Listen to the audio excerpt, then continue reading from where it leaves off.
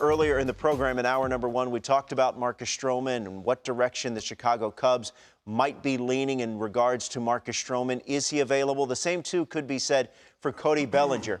If they want to go down that route, he could be a valuable piece for a playoff contender. Yeah, you know what? No doubt, right? And the defense is just as good as the offense. It is, man. I think the biggest thing, and you do a great job of breaking down certain dudes and getting them back with Dr. D-Row. It's pretty it's pretty solid because some cats make drastic changes. Yeah. A lot of them, right? I've seen that this year. Leg kicks, the toe tap, spread out, all different stuff. Cody hasn't done anything different. It's here. And you have to dive in, and if you look at Baseball Savant, it'll give you a lot of why guys struggle. Chase rate up, swing and misses is up. He's gotten back to just understanding that if he can just get comfortable with the violent swing and still be under control and not worry about striking out, he can then bounce back. That's what good players do. You lose it somehow or another.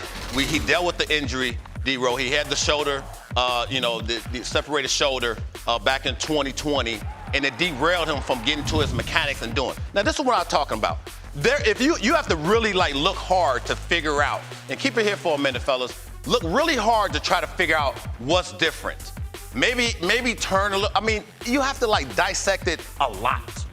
Not a lot has changed. The only thing I notice is he looks leaner. He might look leaner, right? On the right. So standing exactly. So roll this, and this stand is exactly the same. Bats the same. I think the mind is just a lot better. And why I'm going to lefties first, because he's playing every day against lefties. Right? So when you look at what Rossi's doing, he's leaving him alone. He's in there every day. It's not about homers. It's about gap to gap, stand on fastballs away, and 94 up and in, he's hitting you in the seats. And Cliff, here's the thing. We talk so much. We try and teach the young kids back at home, and we'll get into this in a second. You talk about wanting to get something going back. Right. He doesn't do that at all. He's static this way. And I saw it in spring training, and I thought, there's no way you can hit like that, bro. I watched him a lot. I was there for 2 weeks, and I'm like, ain't no way. But when you start thinking about the mental side of this, when you start thinking about plate discipline, when you look at the numbers, this right here should be right? You should be able to hit the fastball in the big leagues. This right here is where you go, wait a minute. This has made me understand that he's back. Because when you hitting the fastballs, the adjustments then is real quick is now you have pitchers going, wait a minute, we got to pay attention to this guy. And now we can't just, throw fastballs in because he's hitting those. We got to go to the off speed. Boy, he's hitting that too.